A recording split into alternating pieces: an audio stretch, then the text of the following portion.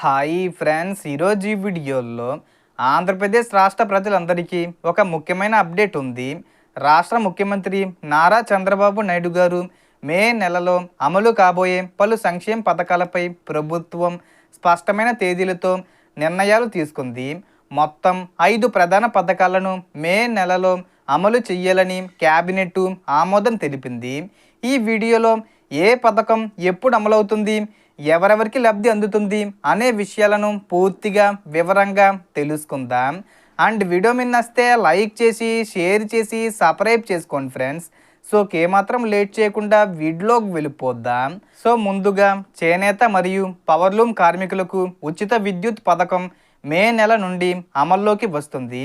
చేనేత కార్మికులకు 200 యూనిట్లు, పవర్లూము 500 యూనిట్ల వరకు ఉచిత విద్యుత్తు అందించనున్నారు. తల్లికి వందనం పథకానికి సంబంధించి మే నెలలో రిజిస్ట్రేషను మరియు అర్హత పరిశీలన ప్రారంభమవుతుంది.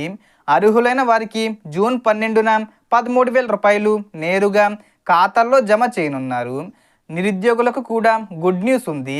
డిగ్రీ పైగా చదివి ఉద్యోగం లేని వారికి ప్రతి నెల 3,000 రూపాయలు నిరుద్యోగ భృతి మే నెలలోనే ప్రారంభం కానుంది. ఇదే సమయంలో ఇల్లు లేని వారికి గ్రామీణ ప్రాంతాల్లో 3 సెంట్లు, పట్టణాల్లో 2 సెంట్ల స్థలము కేటాయించి ప్రధానమంత్రి ఆవాస్ యోజన కింద 2,39,000 రూపాయలు ఆర్థిక సహాయం అందించనున్నారు. రైతుల కోసం రైతు భరోసా, అన్నదాత సుఖీభవ పథకం కింద 5,000 రూపాయలు మరియు పిఎం కిసాన్ పథకం ద్వారా 2,000 రూపాయలు కలిపి మొత్తం 7,000 రూపాయలు మే నెల 2 లేదా 3వ వారంలో జమ చేసే అవకాశం ఉంటుంది. అంటే మే 20 తేదీ వచ్చే ముందు తేదీల్లో ప్రారంభించే అవకాశం ఉంది. అదేవిధంగా రాష్ట్ర వ్యాప్తంగా భూముల రీసర్వే కొనసాగుతూ అర్హులైన రైతులకు పాస్బుక్లు పంపిణీ చేయనున్నారు. మహిళల కోసం ప్రతి నెల 1,500 రూపాయలు అందించే పథకానికి మే 20 తేదీ వచ్చేలోపు లేదా మే చివరి వారంలో దరఖాస్తులు స్వీకరిస్తారు.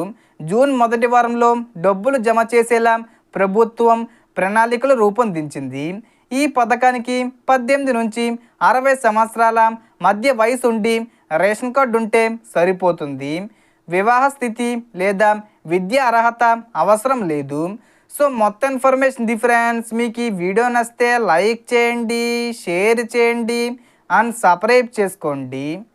Thanks for watching.